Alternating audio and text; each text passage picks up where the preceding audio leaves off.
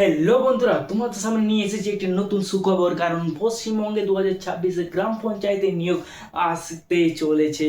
এখানে ভ্যাকেন্সি কত রয়েছে, মোট শূন্যপদ কত রয়েছে, কে কে আবেদন করতে পারবে, বয়স সীমা কত, বেতন কত, সম্পূর্ণ অফিসিয়াল সিলেবাস তোমাদেরকে বলবো। পরীক্ষার pattern, selection process A to Z এই ভিডিওতে বলবো, তাই কোথাও স্ক্রিপ্ট করবে না।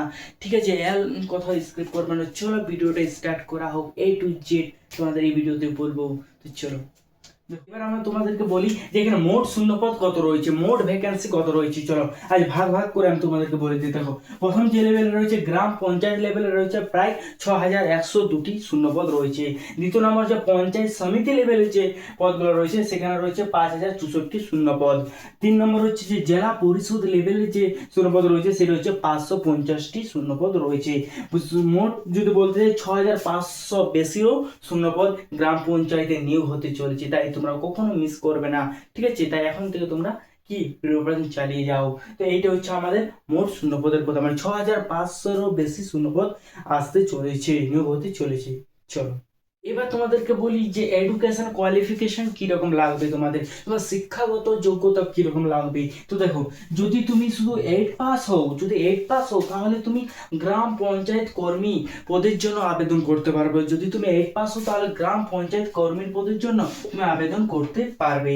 যদি তুমি মাধ্যমিক পাস হও তাহলে তুমি ক্লার্ক, সহায়ক সব বিভিন্ন পদে আবেদন করতে পারবে। ঠিক আছে, তুমি যদি মাধ্যমিক পাস হও তাহলে তুমি কি করতে পারবে, ক্লার্কের জন্য আবেদন করতে পারবে, সহায়কের জন্য সব বিভিন্ন আবেদন করতে পারবে। আর যদি তুমি 8 পাস হও তাহলে তুমি কি করবে, পঞ্চায়েত কর্মী পদের জন্য তুমি আবেদন করতে পারবে।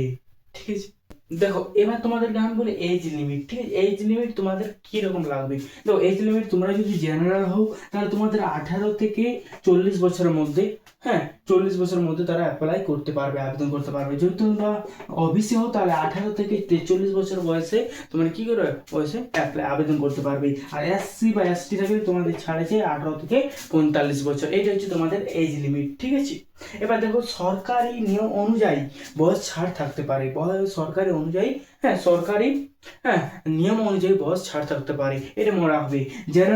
জেনারেলদের জন্য 18 থেকে 40, ওবিসিদের 18 থেকে 43 বছর, এসসি বা এসটির জন্য 18 থেকে 45 বছর। এটা হচ্ছে এজ লিমিট। তো এবার তোমাদেরকে আমি বলি সিলেকশন প্রসেস কিরকম হবে। দেখো সিলেকশন প্রসেস হচ্ছে মোট 2টি ধাপে হবে। প্রথম হচ্ছে একটা ইন্টারভিউ হবে, একটা রিটার্ন হবে, আর একটা হচ্ছে তোমার ইন্টারভিউ। রিটার্নে থাকবে তোমাদের 85 মার্কের, আর ইন্টারভিউ হবে 15 মার্কের। মানে হচ্ছে রিটার্নে তোমাদের 85 নম্বরের হবে পরীক্ষা এবং ইন্টারভিউ হবে 15 নম্বর। ঠিক আছে, টোটাল হচ্ছে আমাদের 100 নম্বরের পরীক্ষা হবে।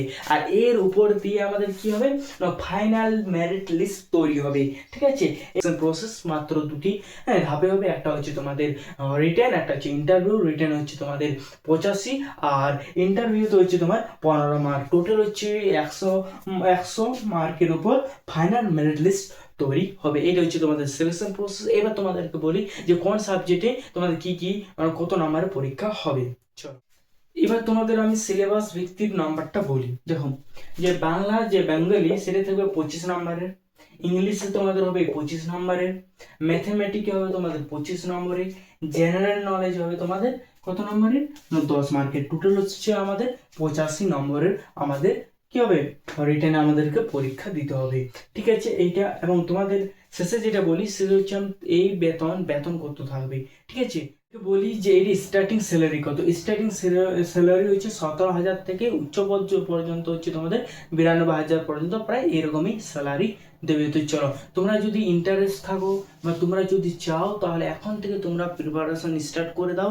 কারণ 2026-এ এবং শীঘ্রই আসতে চলেছে 6,500-500টির বেশিও শূন্য পদ। তাই তোমরা প্রিপারেশন চালিয়ে যাও, নিজের 100% দিয়ে যাও। কারণ তোমাদেরকে নিজেকে কথা করো যে আজকে এই বছরটা আমি নিয়ে ছাড়বো।